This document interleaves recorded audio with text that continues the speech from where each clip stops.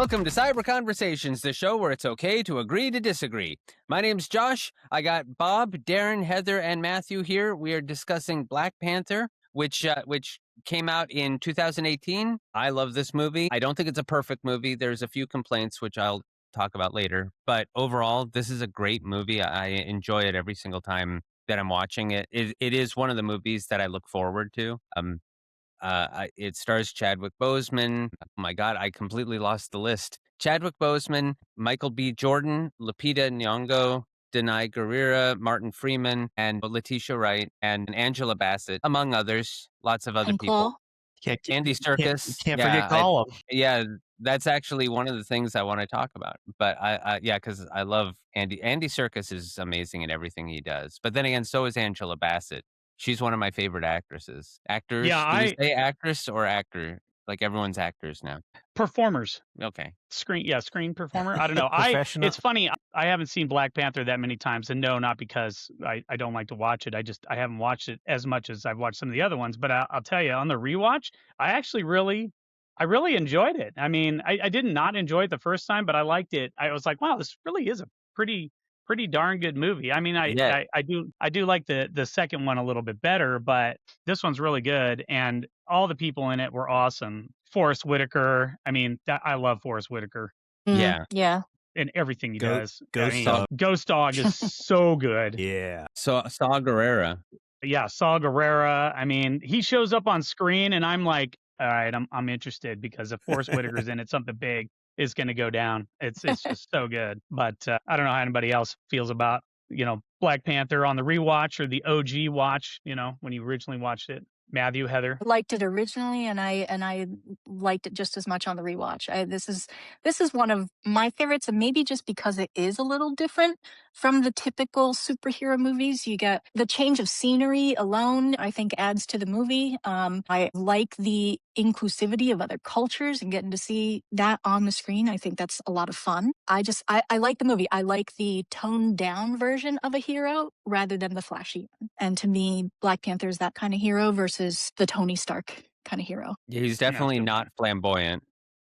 Yeah. And I found that refreshing, from my point of view and all these Marvel superheroes. Actually, they address that. It's something that I don't know if we should talk about now or not. But if you didn't notice it, near the beginning of the movie, when T'Challa is talking to Shuri, his sister, and she's showing him the new suits, and they're all hidden in the fangs of the necklace. So he just wears the necklace, and he's wearing the suit. And the first one she shows him has that gold band around it, and he's like. Yeah. He's like, the purpose of this is to not draw attention. And so he Right. goes with the one that's much simpler. And that makes sense for the character. But then later on in the movie, Killmonger, he grabs the one with the gold band. Yeah. That wasn't he's all lost on me about, for sure. yeah, he's all all about the about blame. presence and I want Yeah, the everyone to blame. notice me. Yeah. Matthew, what do you think? I think if anyone knows me, they know for a long time I didn't care for this movie at all, which is weird because I was really excited for it. I remember watching the trailers, for other movies, or I watching the trailer for this movie in other movies in the theaters, and I was like, man, that looks really good. And then I saw it, and I was like, wow, that was really bad. And I don't know if it's just I was going through a lot in 2018. I don't know if it's me being Now I'm intrigued. well. That's we were all No. Like I was in the middle of a job change. I was busy getting engaged, planning a wedding. Maybe I was in a weird state of mind, but I just remember walking out of that movie feeling pretty disappointed. On rewatch, though, I've really enjoyed it. I don't know if it's because there's been worse movies since since Black Panther first came out, but I did find myself enjoying it and maybe understanding some of the motivations of the characters. Yeah. At a deeper level. I think that was my issue because, like Heather said, it's a very different, type of superhero movie. We haven't stepped outside of, I don't want to say America because they have been outside of America, but in a completely different culture, except for maybe Thor, right? But that's mythological. I know Wakanda's not a real place, but it's Right, but it's more earthbound. Mm-hmm. So Yeah. I think seeing that now, 8 years later, because I haven't rewatched it since I saw it in the theaters, I didn't like it, and that was, I didn't like it to the point where I didn't rewatch it ever again. And I did find myself enjoying it. I still have some issues with it. I still don't think it's perfect. Like some people are like, that's the best MCU movie, or that's the Yeah, greatest I think superhero. we've all heard that. Like a lot of people think it's the best. What initially hit me about it was the not necessarily parallels, but after coming off of Ragnarok prior to this rewatch of Panther, the majesty and the grandeur of Wakanda, the country and the capital city, and all of the Afrofuturism on display and the creative presentation of that was amazing. And what struck me is the Black Panther's portrayal of the path to accepting his role as the leader, as the king of his people, was completely different than what we saw with Thor in his portrayal of that, in essence, a similar journey. So Yeah, no, that's a I good really point. Yeah. liked the dichotomy, or the alternate take on it from the character's perspective, the actor's perspective. What the Chadwick Boseman gave to that role was significantly different than what Thor did. So I enjoyed that. I enjoyed it just for a new take on a similar theme. You know, Yeah, something that's something that I didn't even think of, but you're right. Like the I reverence for becoming king was very different. Thor versus Black Panther. I mean, I hadn't thought about it before, so that is a good point. The strategy of releasing Thor Ragnarok and then Black Panther right afterward, because I've mentioned before, one of the reasons I like the first Thor movie, aside from the fact that they take it more seriously, I like the portrayal of Asgard as this otherworldly technological marvel. It's gleaming and gold. And then in the second movie, and even more in the third movie, it's looking more and more ancient and falling apart. And it's because they're headed towards the end of the world. They're headed toward Ragnarok. And so after this third movie, where we see it looking at its worst before it's ultimately destroyed, then we follow it immediately with Black Panther, where when we see Wakanda, it's just as grand, not like full of the gold spires from the original Asgard, but still has that same the grandeur of the city of Wakanda when you see it and when they first come in through that shield. Wait, But I also noticed. was it- Go oh, ahead. just as clarification, is Wakanda a city or a country? I mean, A It's a country. country. I know it's a country, Yeah, but is Wakanda the name of the city they were in, or are I there don't even know if multiple they cities I specified don't it within know if yet. the? they ever. I don't know if they said, but There's multiple when I'm kingdoms. I talking understand about, that. well, yeah, but there's multiple tribes at least. Yeah, the Yes. multiple Okay, tribes that's within what I meant. Yeah. Wakanda. Okay. Sorry. But the one thing that is weird, which maybe a lot of people didn't notice, is that this is where the timeline gets a little bit funky, because this movie, they state it takes place 1 week after the events of Civil War. Thor Ragnarok, which came out right before this movie, takes place roughly 2 years later, because it ends the end of, as we discussed, the end of Thor Ragnarok segues directly into Infinity War. So, And I you found know, that to be odd because that was a note I had. I feel like the placement of this movie, I know it was to introduce Wakanda because that's a big set piece in Infinity War, and we'll talk about that in the next episode.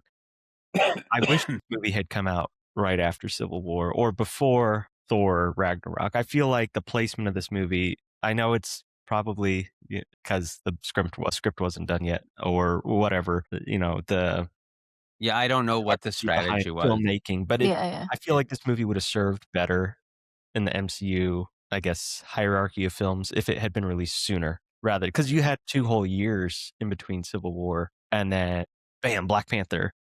Yeah, then you Yeah, say it's 1 and week it takes later. place Yeah. 1 week later, so, yeah, it's So I just feel like the placement of this movie in the release order of the films is not beneficial to this movie. But that's just me. I Yeah, mean, I think it sometimes gave that you is too true. much time to forget about the death of King T'Chaka, like, you've moved past that in some way, and this jumps right back in there. So yeah, I agree. I agree. That's a good point. But I don't know if there was some strategy, like, thought behind releasing it in this order, or if it was simply because Black Panther Logistics. wasn't Yeah. ready and Thor Ragnarok was done and they wanted to get money, so they needed to release something now. I have no idea. Like I said, I thought maybe it was because we saw, the decreasing beauty of Asgard, and then you follow it up with the brand new beauty of Wakanda. I don't know if that's what they were thinking at all. Maybe I'm reading too much into it. Looks like it was a strategic cultural release, is what Google is saying. It is released in Black History Month, but it's also because Spider-Man came in and they wanted to make a slate for that. So they rearranged everything, is what it looks like. Anyway. Interesting. But we should So- talk about. No, go ahead. No, you go ahead. Go ahead. Go. We're gonna spend the whole episode going. Go ahead. No, you go ahead. This is the polite show. Get used to it. Yes. Now, something that Black Panther that we should talk about is his creation, the character himself, because he comes up a lot, and he was created specifically by Stan Lee and Jack Kirby, though they have had some arguments about whose idea it really was, but that's kind of standard with Stan Lee. I love Stan Lee. I'm not going to say anything bad about him, but he has been at the center of some controversy as to whether he created the characters or Jack Kirby or Steve Ditko. I and I don't really want to delve into that here because I'm not an expert. But I know that both Stan Lee and Jack Kirby said that they created him when they did, not as a response to the civil rights movement, but they were very aware at the time that there were no black superheroes. And they felt like their specific words were that they wanted to create a character for they wanted to have general humanistic and inclusive values. Those were their exact words. So I think that it's important to note that's why he exists. So again, I don't really want to talk about politics on this show beyond the fact that, according to some philosophers, everything that we say, every conversation is in some way political. Not necessarily partisan politics, but political in our own views. But sidestepping that, Right. it's important to note that the character was created for that. Go ahead, Yeah. Bob. And I think that, coming back to T'Challa, Chadwick Boseman's performance, and as Heather mentioned, I guess you could say he's quieter in a sense than most MCU, lead characters. Again, he's not Tony Stark. Yeah. We compared him to Thor, who are all, especially Thor, who, much different pathway to ascending to being king. But, one of the questions I had down that I kind of wanted to pose to everybody was, does T'Challa, because he's, such a quiet guy, is he sort of overshadowed by the other characters, or is he more of an emotional anchor for some of these characters because of his calm demeanor and how he, kind of has a noble bearing and that type of thing? But I kind of wanted, because I think that T'Challa is there's more of a character study to him than some of the other leads that you can just be like, oh yeah, Tony Stark is this and Thor is this, and but I think there's we always joke about one-dimensional villains and all that other stuff, but I think when it comes to, and I'm not saying there's one-dimensional heroes, but I think T'Challa, I think there's quite a bit there to unpack with his character and how Chadwick Boseman portrayed the character and that type of thing. We have talked about some of the other characters, and they're all nuanced too. I don't think that he gets over. We have to look at different movies than this one if we want to compare him to the other heroes, simply because he doesn't interact with other heroes in this movie. But like looking at Civil War, I never felt like he was overshadowed by anyone other than the fact that it is a Captain America movie, and the two main characters in it were Cap and Tony Stark. But he never felt like he was a background character. Like he not a displays background character. Yeah, he displays a quiet strength, which I think is refreshing when you compare it to someone like Tony Stark. Kind of reminds me of the first Captain America, like that notion of, what's really a symbol of strength is when when knowing when it is time to fight, I think. And I kind of respect and when that. It's not time that to. approach to superhero. Yes.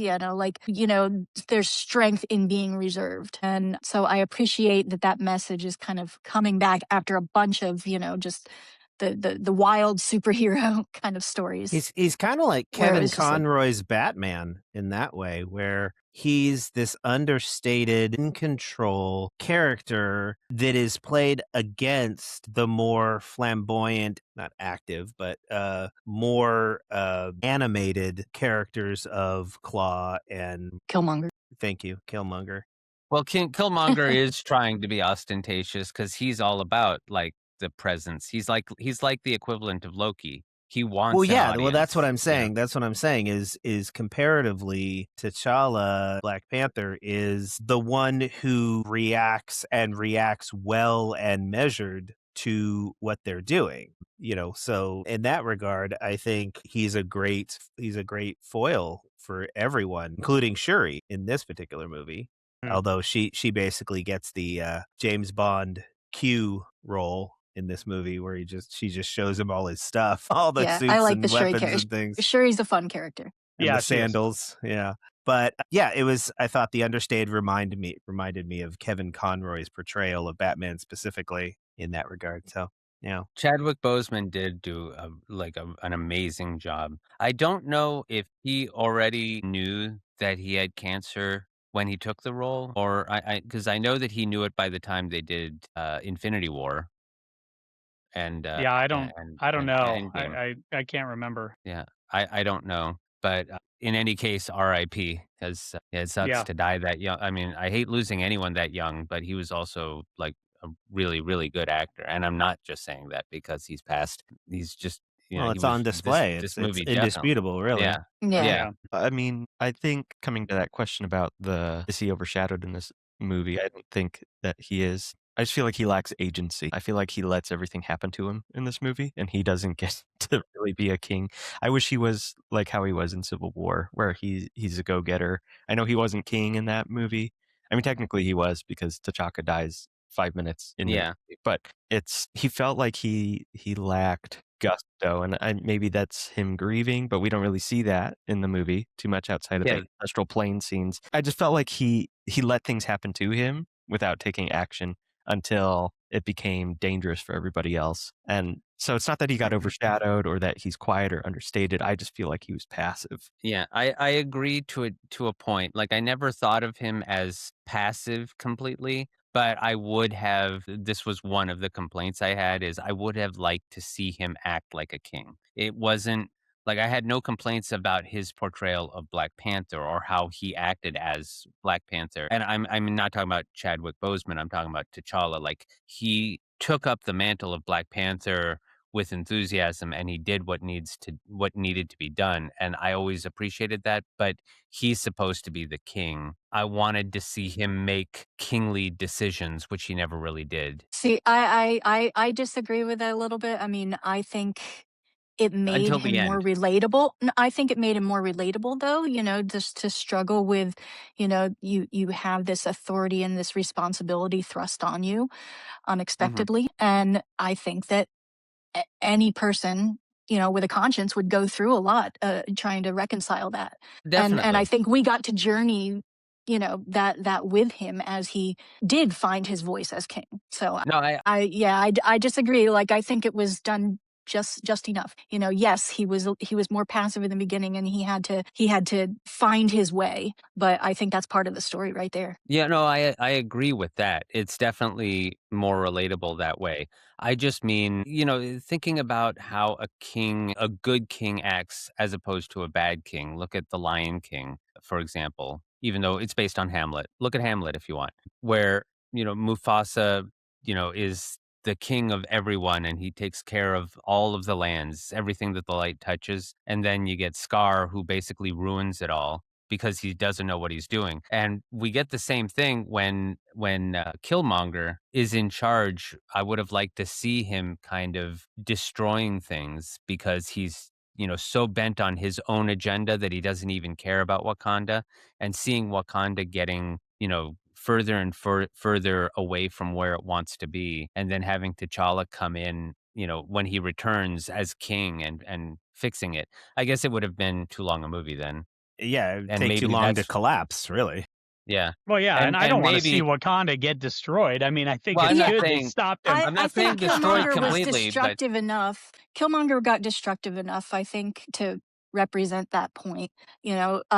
maybe. Yeah, if the movie was I twice don't as know. long, maybe we could have seen more of it. But yeah, he was pretty destructive in how he was approaching things. Yeah, and I don't anyways. mean I want to see Wakanda destroyed. I just mean I wanted to see him demonstrating the effects of being a bad king, and then T'Challa demonstrating the effects of being a good king. And I don't know what their original plan was for the sequel. If they, if he already knew that he had cancer, maybe they already had this contingency planned, or maybe it was something where they had an idea and they were like, now we don't. Now what do we do? So let's make what we did. I don't know the behind the scenes of the second movie. I guess we'll talk about that more when we get to the second movie. We're jumping Right. ahead here. Well, let's since we're talking about Killmonger, let's talk about Killmonger. Yeah. Eric Killmonger, obviously, he's the villain of the story. His dad was the brother of well, Josh, you take it from T'Challa. there. Yeah. Yeah. So, he's obviously got this whole vengeance thing, and then wanting to get back for all the revenge for his dad, as well as for just oppressed people. And Talk he a little grew bit up in the about West, him. right? Well, He did he grow grew up. up in Oakland. Oakland, Yeah, in the Oakland, West. Okay, so California. not in Yeah. Wakanda. So yeah. No. Right, yeah, that's a His big point, father, yeah. though, it's something to note. I do love the actor who played his father, the Prince. What was his name? N'Jobu. Prince N'Jobu, played by Sterling K. Brown. I knew him from Supernatural. He played Gordon. Great character in Supernatural. Great. I mean, not like a good guy. Great villain. But anyway, we're not talking about Supernatural. But I had to mention that. It's another podcast. Yeah. Next on our show, Yeah. entire All 15 seasons. years. But I mean, with Killmonger, I mean, it's there's a whole lot to, again, back to dimensions. A lot I of mean, depth. yeah, Yeah, there I was think that this actually was a fair amount. There's a fair amount of depth. Well, there was depth too, but there was a fair amount of depth to the character. I think that they could have actually spent a little more time with some of the things that he went through. I mean, he had, yeah. I mean, he they was told us abandoned. all His about his dad was, life. Yeah. yeah. I mean, it's like you barely get, you don't get as much as I kind of wish they would have spent a little more time with it there, but because that character could have had a little more depth to him. But Yeah, they but did Yeah. keep him just kind of like the basic bad guy without going too much in detail of what he went through to get well, to that point. they'd start to, and then they'd pull back, and then they'd go a little Right. more, and then they'd pull They back. Yeah. yeah, they zipped through all of the military stuff we went through, when Ross Yeah, is they like just just tell us. laying We it out, don't see they it. just tell us, Yeah. yeah. The only, like, you just see the end result with all the scars that are supposed to represent every Right. kill, Every kill. like, Right. Yeah. yeah. For all Yeah, these, and I was this gonna is say- all in the middle of the time when Marvel was responding to the accusations that all of their villains are one-dimensional, and I think this is one of the characters that they were like, "Okay, we're not gonna make this guy one-dimensional." Matt, I could see you chomping at the bit to say something, Yeah. so I want you to talk now. No, I still think he's one-dimensional. I think he's a very thin villain because of what you said already. It's expository. We don't see him being a villain. He shows up in the first 20 minutes, and then we don't see him again till almost halfway through the film. And everything we find out about Killmonger is told through a third-person perspective. And then obviously we see the visual cues with his little scars all over his body. His physique looked amazing. I'd love to look like that. But I still think it's a weak villain, and I think I take a large issue with when people say he had depth because we don't see the depth. And when this movie first came out, this also rubbed me the wrong way. They compared Killmonger to Heath Ledger's Joker. I remember reading articles about that. They said this was one of the most prolific comic book villains ever. And this is, maybe it was just one article, but I thought I saw a couple of different articles saying that, Michael B. Jordan's portrayal was rivaling Heath Ledger's Joker, which I found to be pretty not only disrespectful, but false. I don't find the performance compelling. I'm trying not to be too passionate about this topic, but it bugs me that they would throw that out there. That like, yeah, I'm surprised to hear that because you're right. I don't think it's a comparison to the depth that they built. Yeah, with the I Joker. hadn't heard that, and I don't think he does it like Heath Ledger, but I do think he does a good job. I don't think he even does a good job. I find him. I know he's supposed to be the antithesis to T'Challa, but I think the movie fails Killmonger as a villain, because not only do they keep him off screen and explain his reasonings off screen up until he shows up, and then he's like, well, here's my thoughts, and that's great, but it's also within the last 45 minutes of the movie, and by that point I just don't care. As a viewer, it's like you had an hour and a half to tell me or show me all that, but I didn't see it until later, and I find that to be just bad writing. And I don't think Michael B. Jordan's performance was anything to write home about. And maybe it's just the way the story went. I know narratively, why they kept him there in Oakland, they left him behind, that's explained. But I still think that was a weak origin story, whether it's comic book accurate or not. I find that to be just not great writing. It would have been more compelling if he was brought back, kind of like a Lion King with Scar and Simba and Mufasa. But that's just where I sit with the character. But he can disagree with me and tear me apart in the comments, but that's where I'm at. I'm not going to tear you apart. I respect your opinion. That's Matthew with two T's, if you want to. Yeah, exactly. Yeah. No, I think Killmonger, I mean, I get what you're saying. I guess, yeah, now that listening, you think about it, it's more of like it's like they forced him into one dimension. That's what I was kind of talking about, is I'm like, you feel like you're about to get some depth, and then suddenly it's like, no, he's just mad and wants to reduce it down just to the revenge part of it. Well, yeah, it's like they're about to add all of his history and background. They reduce it down to revenge.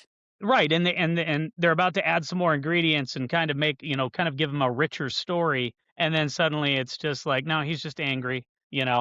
Well, the second if you could say the second and third dimension for that character were not present in the movie itself. They were added on in the discussions afterwards because of what the character meant to the different cultural elements that were represented in the movie. And then they would say, oh, this character represents those struggles or those feelings strongly. But in the movie itself, as Matthew pointed out, none of that is strictly represented. It's layered on afterwards in the discussions after the movie was out by the fans. Right. Heath Ledger was on display for all to see. There, the only thing you could discuss after that was how cool it was. Yeah, exactly. Well, something that I'm thinking about, though, because what you said, Matthew, I was thinking about the same thing for a different character. You said that you felt like they did a disservice to the character of Killmonger. And I felt like probably my biggest disappointment with this movie was the disservice it did to the character of Klaue. Because Klaue is... Go ahead. Klaue is a huge part of the comics, and Andy Serkis also is like one of the best actors I can think of. He's still not my favorite because he's not John Lithgow, but he's way up there. I mean, I think that Andy Serkis John Lithgow would have rocked in that part of Klaue. John Lithgow does everything well, but Andy Serkis also does. I can't imagine a single performance that Andy Serkis didn't completely kill it. Like, he is absolute genius as an actor. And I speak all the way back to Gollum, but including all the other stuff he's done since then, including in Andor. And 13 going on 30. You can't forget him in 13, that. Yeah, 13 going on 30, big time. Everything he does is gold. So, I feel like they wasted the character and the actor, because Klaue, I could have seen him going on and on as a recurring character. He did, he was in Age of Ultron briefly. And I thought that was a good tease for a character that would be recurring. And instead, I was really disappointed that they killed him off. I wonder if that's why Killmonger did seem a little less developed within the movie, because this movie was split between two bad guys. Like the entire first half of the movie was all about, or at least it seemed like half was all about getting Klaue. Yeah. And Killmonger just kind of Killmonger just shoots him. To you with. Yeah, and to you guys with more of the comic background, I get it that Klaue is a bigger character than what they portrayed him in this movie. Well, culturally for this movie, Killmonger was the better choice to go up against Black Panther, for sure. Yeah, no argument there. But I just as far as the full body of work that Klaue was involved in the stories in the comics, there's no comparison. There was a lot of how Klaue was involved there. So, and for them to kill him off, and we're not going to see Andy Serkis anymore when he could have, snuck away like a Gollum, snuck away. Just have him lose another limb and then. No, and that was one of my notes I had too. Is Klaue was more threatening, even at the start. In that He was museum. pretty ruthless. I mean, it was a pretty hardcore Yeah. He villain. tells the guy like, "I'm gonna let you live. You run that way. You that was run, like go away," and then Yeah. shoots like him in the back. evil. Yeah. But it was a good villain portrayal, and we don't get that from Killmonger until the waterfall scene. And I think that's, to Heather's point, it does. I think that was a note I had as well. Is this sometimes this movie feels overstuffed. It's trying to tie off loose ends from other movies and then introduce a whole new world. There is a lot of world building in this movie too. It's almost like it could have been two separate movies if they had done it right, if they had built it up enough and had just a movie about defeating Klaue and capturing Klaue or whatever it might have looked like, and a separate movie bringing in, the long-lost relative Killmonger. Wait, can we talk about the transfer of royal power and how that works in Wakanda? Because for all their technological and sociological advancement that you kind of see on display, you can just become king by beating up the other king? Like, how does that work? Well, I think, it's just tradition. And that's where we get comes in on that part, which he's awesome. Yeah. Well, But yeah, I thought that was interesting. He has to basically give up his Black Panther powers or whatever and become a regular guy and, to fight it out. And it's kind of, it's to use the term that we've used before, which is, it's kind of a trope, in my opinion, in the sense that it's something we're all familiar with. It's like, wow, this is how you challenge someone to a battle and that's how you become whatever, the leader of whatever it is. it would have been very anticlimactic if they did this whole scene of him becoming king and being like, "Does anyone challenge?" and every tribe would be like, "No challenge."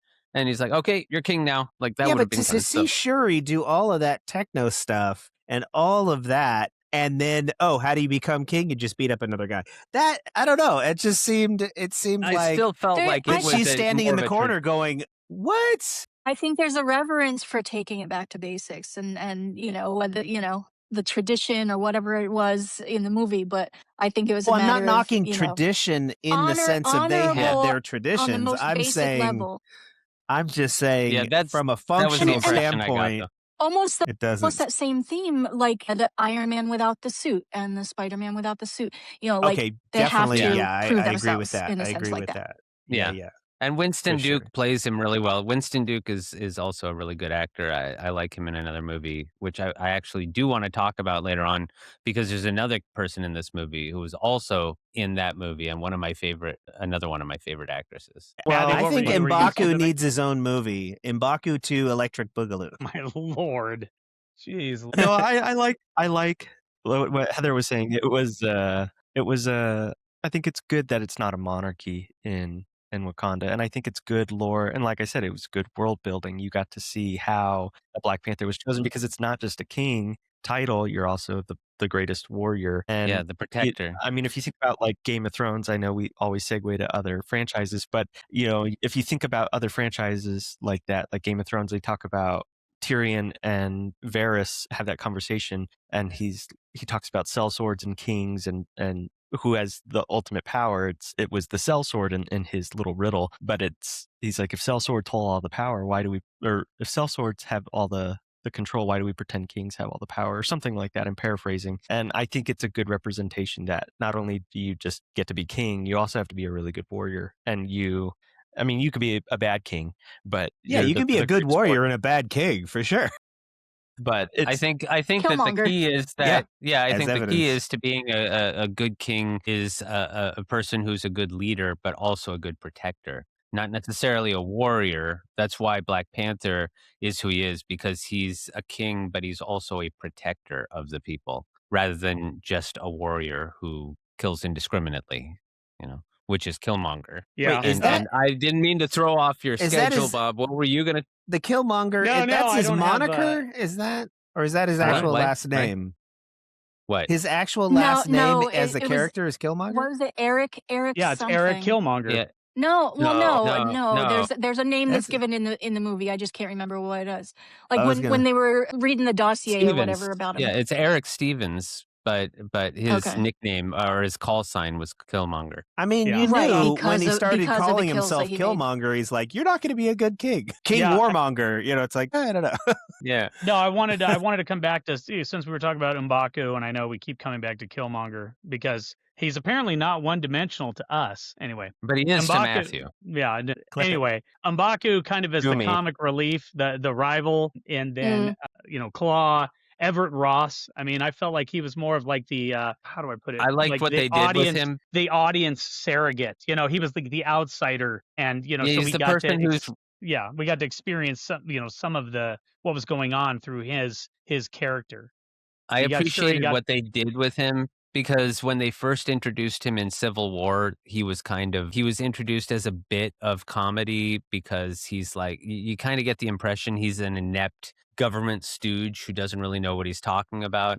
And they almost portrayed him like that at the beginning of this movie too, because he's like Wakanda is a third world country, and yet because we know as the audience that he has no idea what he's talking about, and they played that a couple of times, not just with him, but even at the very end of this movie when T'Challa goes to the UN and says that he's opening Wakanda to the rest of the world, and another guy, a representative, is like, what can a group of farmers do to help the world? And he just has this smirk, like you have no idea.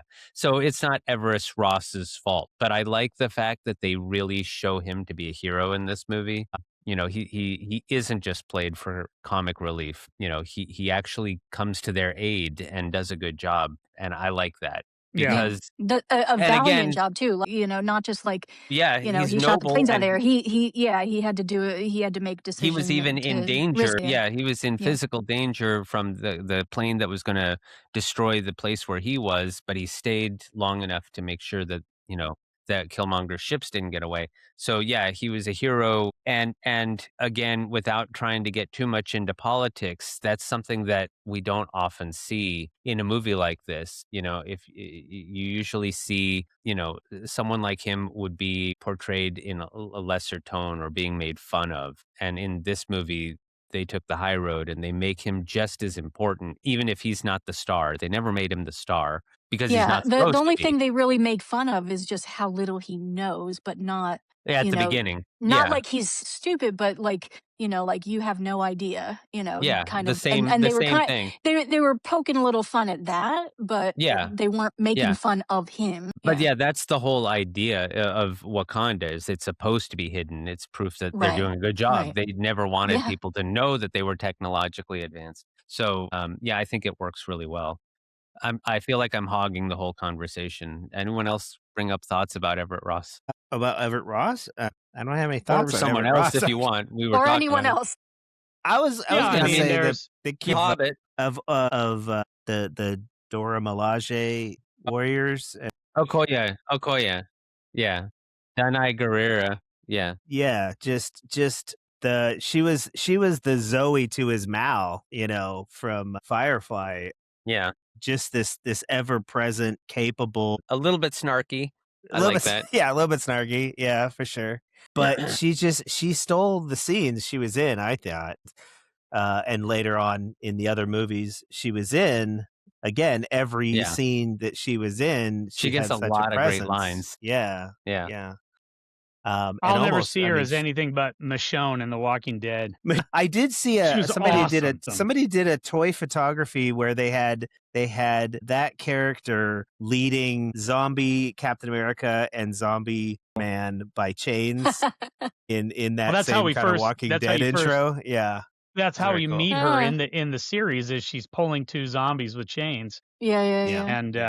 so yeah, I thought those. Matthew, anything on any of the supporting characters at all? I think the Okoye is a great character. I think that whole guard, I forget their name as a group, The Dora Milaje. Dora Milaje. Okay, I don't know that they might say it in the movie. I guess I wasn't paying attention. I think it was Dora Milaje. No, I think it's a great representation of strong female characters. I feel like Marvel sometimes misses the mark with that. I feel like they swing too far on the pendulum, and I'm not trying to be too political here, but I feel like the the Dora Milaje in this movie are a great representation of strong female characters, and that's a tough thing to do, at least from what we've seen in later Marvel projects and maybe even other franchises or other movies. So I really like them.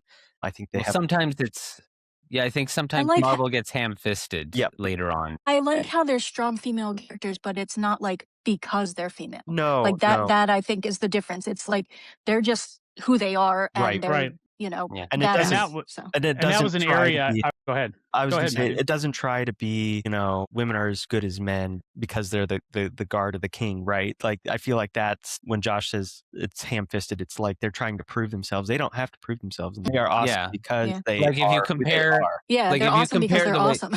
Yeah, like if you compare the way they're portrayed in this movie to the scene in Endgame when Captain Marvel takes the gauntlet from Peter Parker and he's like, I don't know how you're going to get through all of that, and then all of the female characters, all of the female superheroes are like, she's got us, and while the men are fighting, they're just standing there posing. That's ham-fisted. It is Like ham-fisted, but I kind of like it. like it Visually, looks it's great, cool. but I think that is the antithesis of the way the Dora Milaje are portrayed in this movie, and not just them too, but also Nakia, who I also love in this movie, and not just because she's Lupita, although that is part of it. Lupita is another phenomenal actress. I don't know if I can say her name correctly. Lupita Nyong'o.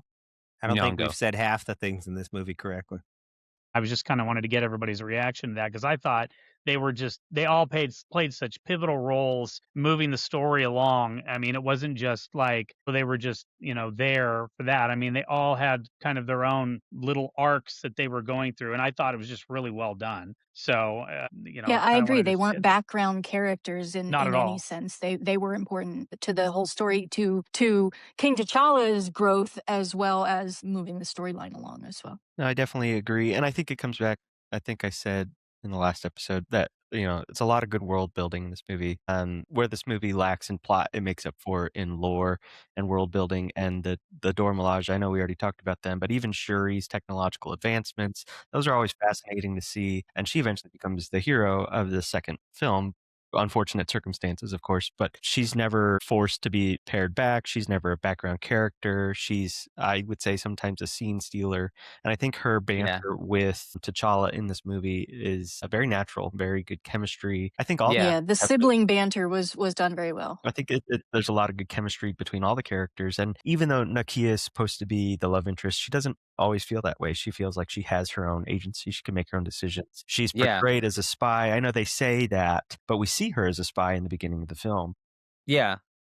It's another example of how she is a strong female character, not because she's a woman, but because of who she is. She's just a strong character that happens to be a Yeah. female. And I think that's a Yeah. really, Right. really great attribute of this film that we don't get a whole lot. But like I said, Josh, you mentioned it's ham-fisted in some other Marvel films. And I don't know if it's just because of lack of writing or, they not lack of writing, but they want to make women have something to prove, even though women don't have to prove Other anything. movies do. Yeah. Yeah. And And this movie, I think this movie yeah. does a really, really good job, just portraying women as strong. Yeah, I ahead. will say my point of view of other movies and how they handle women is maybe a demographic choice. They're marketing those movies primarily to young men, I think.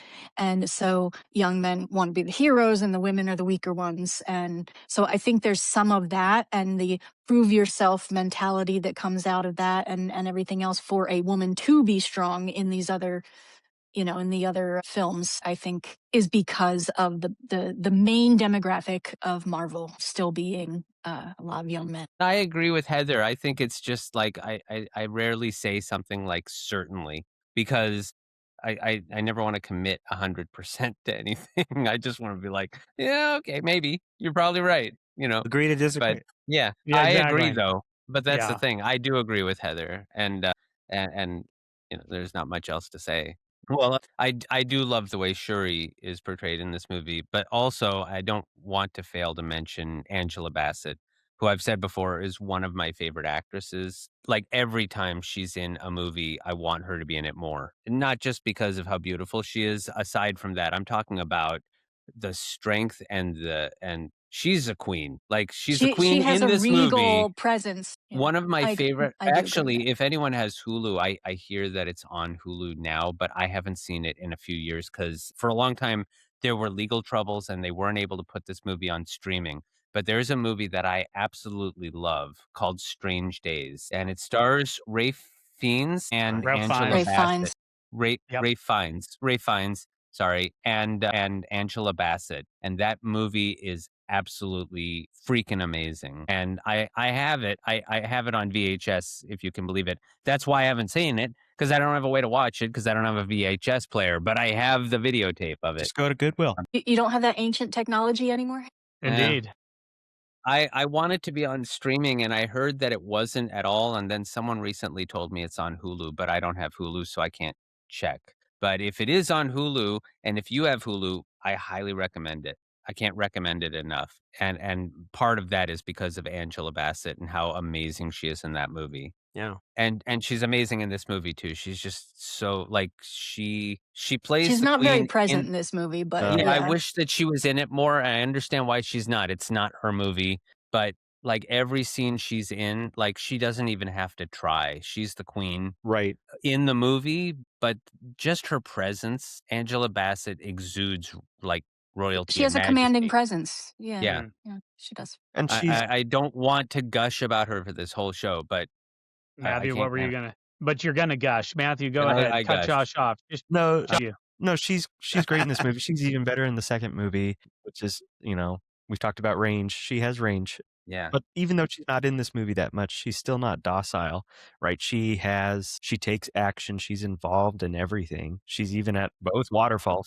fight scenes. And then she risks her life to go to M'Baku with the other two, Nakia and Shuri. I mean, when she's in the movie, she's in it. She's not just a background character. So I think that's not only a credit to her acting ability, but also, again, the writing and the lore and the world building. Just strong female characters all the way around. Yeah. And obviously, I think the strongest of that would be, well, I don't want to say the strongest, but the most prominent would be Shuri with her technology, which leads to some really great action scenes. But yeah. I love the technology on display, the car that she drives remotely, and of course the fighter jet that Ross flies later on. Right. Right. And that's one thing I want to talk about too is all the fight scenes that we get in this one, especially the ending fight scene and that type of thing. But I thought all the choreography, I thought the fight scenes were were pretty cool. I don't know what you guys think about those and want to kind of talk Definitely. about some Armored of the action. rhinos. That's all I have to say. I gotta keep bringing that up. Nobody's talking about it. Vibranium armored rhinos. Yeah. Vibranium armored. Well done, Heather. No, it's I think that we've talked about, Matthew and I, we joke about the CGI in this movie and how, I don't know what they were thinking. It was just like, let's rush and get it done and not spend any money to even clean this up. But we always joke when we see a movie, we're like, the CGI was better than Black Panther. And we always compare it to Black Panther because to me, it was like out of the last 10 years, it's like the CGI was just not that great. But the fight scenes were really good. I thought it was interesting with the whole, did they say that his suit is nanotechnology when it comes out of the thing, or it's nanite? Well, she said it at the beginning so that that's the whole thing is in that's those. before Tony gets his then. Well, they're more advanced. Well, yeah, but yeah, they're more advanced. I mean, remember what happens in Infinity War when Stays in Infinity War. I'm just kidding. no when they're in Infinity War and they're talking about getting the stone out of Vision's head, and yeah. Bruce Banner, who's supposed to be like, one of the smartest guys in the world, him and Tony Stark, and they've been trying to remove the stone, and he talks to Shuri about what they've done, and she's like, "I'm sure you did your best." Why didn't you do it this way? He's like, because I didn't think of it. Yeah. So yeah, Shuri is supposed to be like, she even dwarfs Tony Stark. But I know we dog on the CGI, but the action scenes are amazing, and Shuri's technology is really fascinating to see. I thought it was really creative uses, especially with the Korea scene. That's always a great, just a sequence of events to watch. It has a casino. Yeah, it has a Skyfall feel. If anybody's seen, Yeah, it does have a Skyfall feel. When he goes to it's Shanghai, missing the Komodo. It's missing the Komodo dragons. But it's still a really great scene. Yeah. You can feel the tension building all the way through, and nobody's overshadowed in that scene. It's all about the wig. Good sneaking. I'll take out Sandy in post. But no, I really think that Shuri's technology is very creative, and I think the action scenes in this movie, the emotional weight behind some of them is good, especially that final fight scene. Even though the CGI is really bad, even now. I mean, it was bad at in 2018. 2018, but watching it again, I'm like, man, that is just rough when they're fighting in the train tracks, and it's just looks like. I guess I'm just not as sophisticated of a movie watcher I because barely noticed. I don't Yeah. notice this kind of stuff, It like looks like I'm the watching intricacies of CGI. an But animated movie. I mean, I know it is CGI, but I don't think of it Yeah, in I comparison to didn't look others. close enough to really feel. I guess I was just so caught up in what they were doing that I didn't even notice it. I will say I liked that a lot of the fight scenes, like the tech was involved, but it wasn't the main thing. It was a lot more physical fighting, just with tech helping. I don't know if that distinction comes out for anyone else, but I like that the tech didn't overpower the fight scene. If I that think that's makes sense. indicative of Wakanda's aesthetic.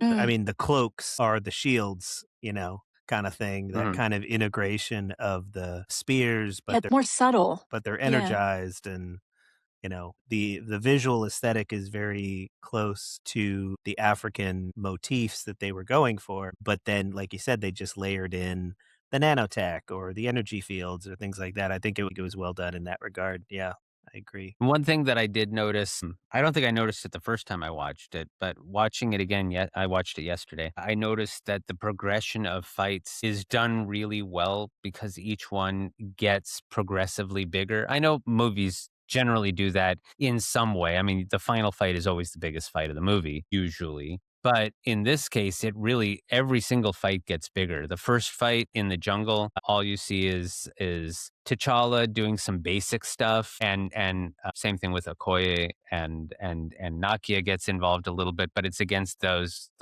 guerrillas or mercenaries. And then the second fight scene was in Korea, and and it's bigger, where they blast him out of the prison, and then they've got the street fight, the in the cars and the vehicles, and and it keeps getting bigger and bigger until we get to the final fight scene where it's like massive. And I just appreciate the way they progressed from one to the other. So it wasn't like they sold the farm in the first fight scene and everything was downhill after that. I liked how it kept getting bigger and bigger. I don't know. Maybe I'm an idiot. I see what you're saying, but I mean, That's a separate discussion. I think We'll do a whole podcast on that.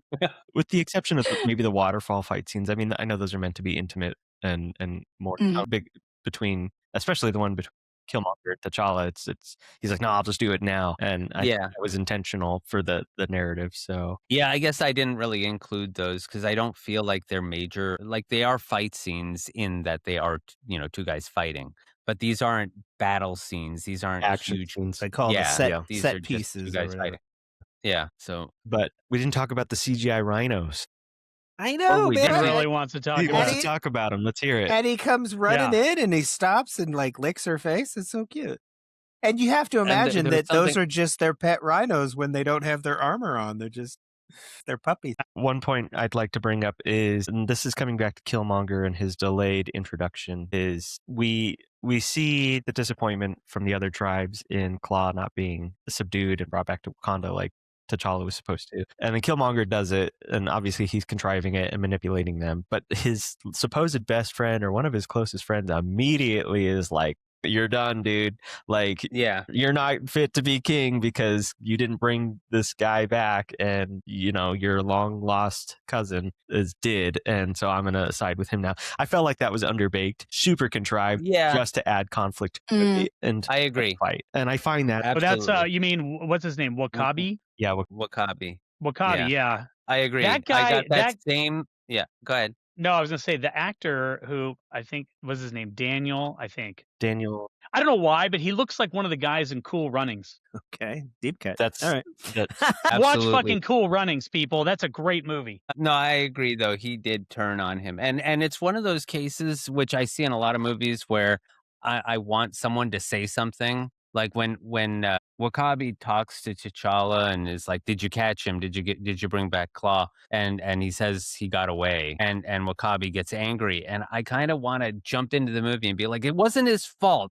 these people came up out of nowhere and took him from, like, stop being angry at him. It's not like, let's see you do better, Wakabi. Yeah. But, you know, but And no He one ever wouldn't even says let anything. Wakabi go with him, though. I mean, he Yeah. made Wakabi stay behind in that. That's true. I don't know. There's you know, whatever, mixed feelings that you know, you empathize with you know, how upset he is because of his own past, and you know, but yeah, he flips way too easily. It Absolutely. felt underbaked, and I get the motivations, and I get the motivations behind Killmonger, and that was something I wanted to say earlier. Is like I understand his motivations, but some of these, you know, transitions or these introductions of character motivations were just not paced well in this movie, and I think that's a flaw in this film. Is sometimes the pacing is not there, or the plot is underdeveloped because it has to set up a world first, and I think it doesn't set up the world alongside the plot, and that can be not necessarily a bad thing. It just makes for an underbaked film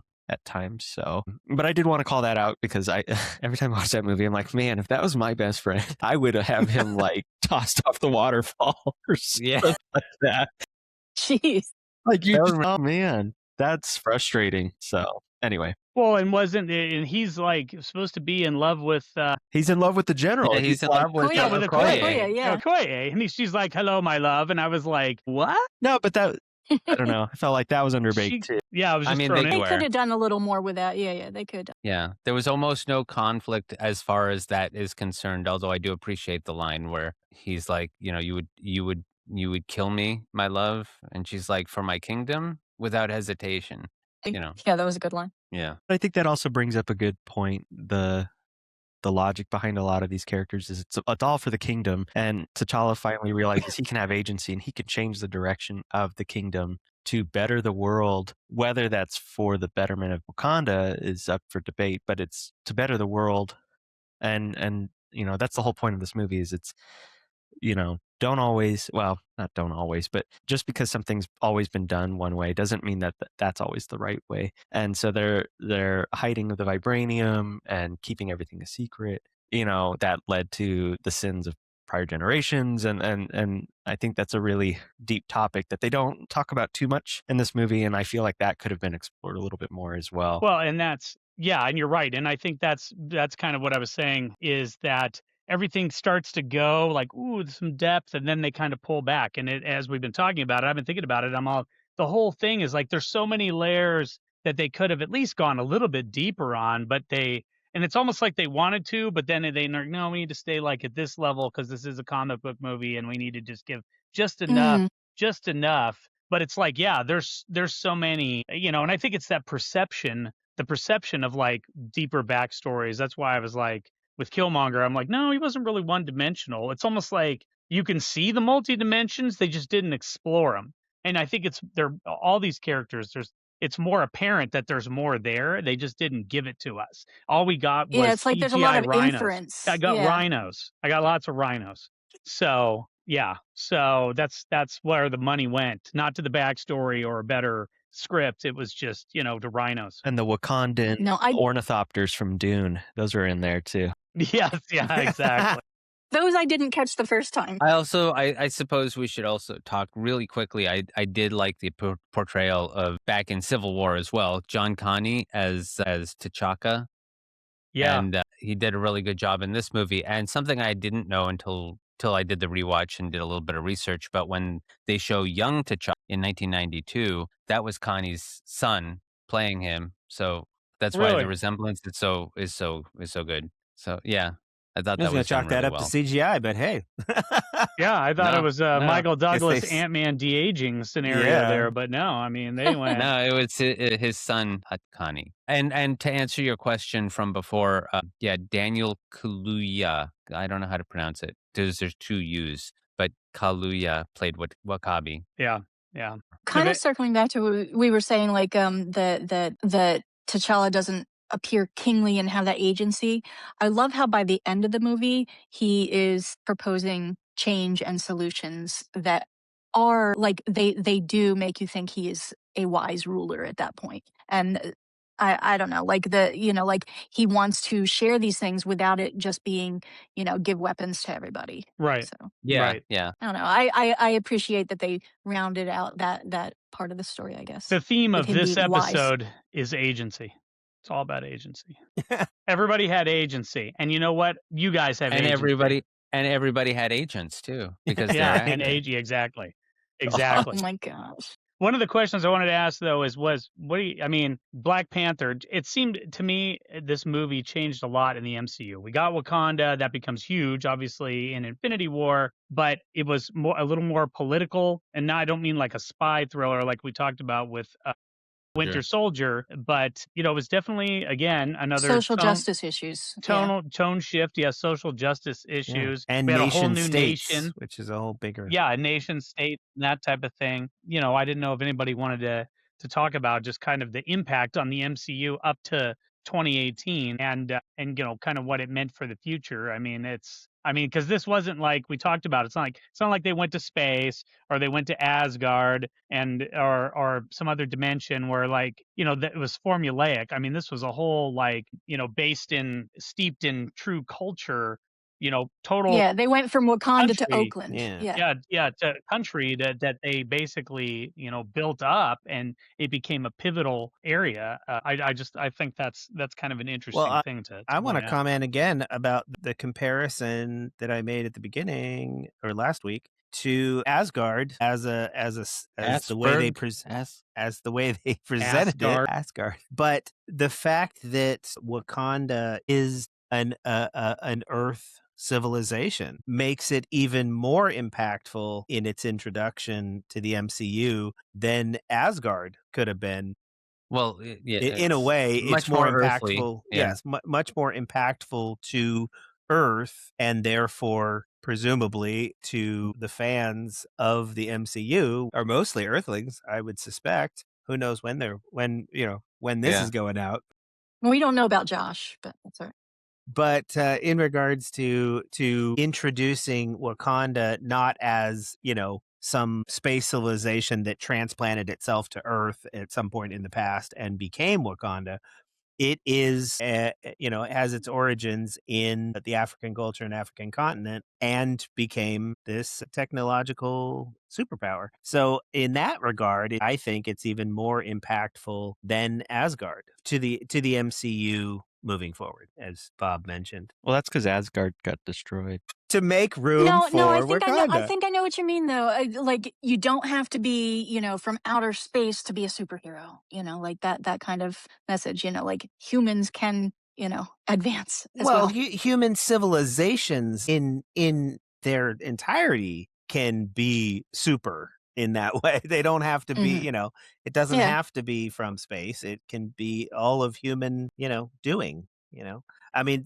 as they took a lot of the cosmic cube and alien technology and made that the vehicle by which humans then gained superior technology throughout further storylines in the MCU. But here, none of that came from aliens. It came from humans in Wakanda doing it. Then that's a good point. That's a good point. Yeah, it's significant. This is one of those. Yeah, this is one of those where it was their own culture and their own what they did as a people and how they advanced their own civilization. It wasn't like based off of like, oh, we've got these Chitauri weapons and we're gonna do something with it. Yeah, and all their own stuff. And how much they revered the technology versus just an exploitative kind of development. Right. Like, it wasn't just about making weapons. It was trying to improve Wakanda the whole time. Yeah. I guess. Yeah. Which is precisely what T'Challa says, to the UN when he's opening, the borders. They're going to bring all this technology to the rest of the world. So I suppose we should talk about final thoughts. Overall, how much we like the movie, each of us. Well, what if we didn't like the movie? Jumping the gun. Just kidding. Or how much we didn't. Or how much you didn't. I don't know. Am I jumping? I don't know, Bob. Am I jumping the gun? No, You're the one there's who no keeps the notes. time. So we're just. I'm going to have to chop this thing up 20 ways from Sunday. Anyway, I'll start this time. Like I said at the beginning, I like this one on the rewatch. Not that I didn't like it before, but I was just like, but I don't know. Like this time, I was like, I really like enjoying this, and I just kind of let myself go and get into it more. And I thought it was a really good movie. Again, all the everybody's performance in it was awesome. The CGI sucked. I'm just going to leave it right there. But I don't think it took away from the movie and what it was trying to say and what it was trying to do. And I think an argument can be made that out of, other compared to other MCU movies, this one was a little bit more breaking ground, new ground. Even now that it was kind of trying to do something a little bit different, I think it did a good job. And so I think it was a good movie. Black Panther is an interesting character, and I thought this was cool to kind of see him on his home turf, for lack of a better term, and just kind of what that character had to go through. So, it wasn't an origin story. It was like we just got a carryover from, and you get just little pieces of it. So it was just like he's just who he is, and we just continue on the story. So I thought that was interesting too. So I thought the whole movie was, when you think about it a little more, I think it was a little bit different and good and what it tried to do. So Yeah. Heather, Matthew? No, Matthew, go Matthew. Matt, what about you? No, Yeah. I'm not trying to step on toes. He's like, no. And on a high note, we get Matthew go first. I do like this No. movie now, and I didn't like this movie for a long time, and I couldn't bring myself to rewatch it because I disliked it so much at my initial watch. Like I went to the theaters and I walked out, not early, but I left the movie and I was just like, what was that? Was the buildup to Infinity War? Like, what are we doing? And I was just immensely disappointed. But on this rewatch, I did find myself enjoying it, and I even got my son to sit still, and he was kind of watching it too. I was like, wow, okay, but because he doesn't sit still, so that's a testament to the entertainment factor of this movie. I do think that this movie can lack plot, especially for about the first 45 minutes until they do the Korea scene. I think that it spends a lot of time building the world, which is necessary, but I think it puts the world building, which I've already said, first, which not necessarily a bad thing. It's trying to welcome you in without a story, and I find that to be a little bit of a lackluster movie, and I think that's why I like Wakanda Forever a little bit better than this movie. I do think this movie's good now, 8 years later. It took me almost a decade to finally find myself enjoying it. I do think all the performances, minus Killmonger, were pretty memorable. I still can't find myself thinking that is any more than a one-dimensional villain, just because of how not only it was portrayed, but the way it was presented to the audience. It was too little too late, and we got too much exposition for the characters. So overall, it's a good movie. I still think it hugs the middle of the pack in the MCU hierarchy, maybe even the bottom half, but towards the top of the bottom half. So that's kind of where I sit with it. It's something I would probably find myself rewatching again sooner now that I've rewatched it this second time. So Heather. Okay, Heather. Well, I really like this one. I like that it took a different approach to what a superhero is. And yeah, some flaws in the, like the exposition of the story, like you were saying. I don't notice the CGI stuff. To me, it looked good. I liked the world building part of it. I liked that it was a little slower, and I liked that it was a superhero that could show restraint and nobility and all of that. I really liked the portrayal of strong women in this movie for sure, compared to other. I mean, even when the woman is the main character, it seems to be, pushing it in a particular way that this movie did not. Like the women were strong without it being pushy, and I appreciated that. And I did like how they were trying to brush on different social justice issues with this film. I think it got a lot more hype at the time than maybe it warranted, but I appreciate the approach, I guess, the attempt. Darren? All right. 2 words: armored rhino. No, One word: agency. Yeah, Gosh. agency. No. I have to say, I think on watching and rewatching, I think I lack the life experience and heritage to fully understand all the themes on display in this movie. So that's why I guess I keep gravitating towards, ooh, look, all the cool rhinos and the special effects and stuff. Fair. But I do think there was a lot of important things that this movie specifically had to say about the human condition and the human aspects and societal aspects, but also it has a specific place in the MCU at this time, even with the juxtaposed and juggling production schedule issues it might have had. I think it was pivotal in what it had to say, and for that I appreciate it. I have to say it's not in my top 10 of Marvel movies either, but I can appreciate it for what it is. So yeah. And for One my other quick thing, I appreciate that they didn't rely on so much humor as a lot of the movies that were recent to this. yeah, They relied less on the kind of slapstick kind of stuff that was going on in some of the movies that came right before this, Ragnarok, even Spider-Man, you know, like it was less quippy, and I appreciate that. It wasn't like devoid of humor. I mean, you know, I liked that, but I did like that it didn't seem to rely on that in the same way. And that's exactly Yeah. what I meant by it's an important piece in the Marvel MCU for that reason alone. And I never like rank movies, so I couldn't say like whether this is, you know, number 2 or 5 or whatever. But I think it's in the upper half. I do enjoy, like, when I'm watching or rewatching the MCU. This is one of the movies that I do look forward to, and I enjoy it a lot. Even though I do have some complaints, I don't think it's the best Marvel movie by a long shot. But I do think that it tells important stories, you know, some having to do with race, some having to do with classism. I think that a lot of it is important, not just in the movie itself, but just in the world around us. So I appreciate that they did this movie, and I love the fact that they did it so well. And I love every actor that's in it, because this is, I think, maybe one of the best performed movies. And that's not to disparage any of the other actors in the other movies. It's just this movie, every single person was, you know, bringing their A game. So I love that.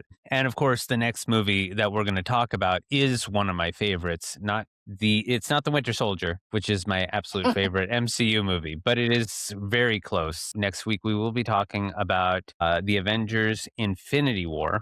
That's going to be a big one. We're going to have Ben back from Cinema Gulp, I believe that's the plan. So we're looking forward to that. If you haven't watched Cinema Gulp, you should give them a watch too. And for everyone who has been watching the show, I thank you again. Please hit like and subscribe if you haven't already. Feel free to comment. We like to read the comments, and we'll try to respond to them if we can. I want to thank Bob, Darren, Heather, and Matthew for joining me. And as always, make tomorrow better than yesterday. I mean that. It's a good thing.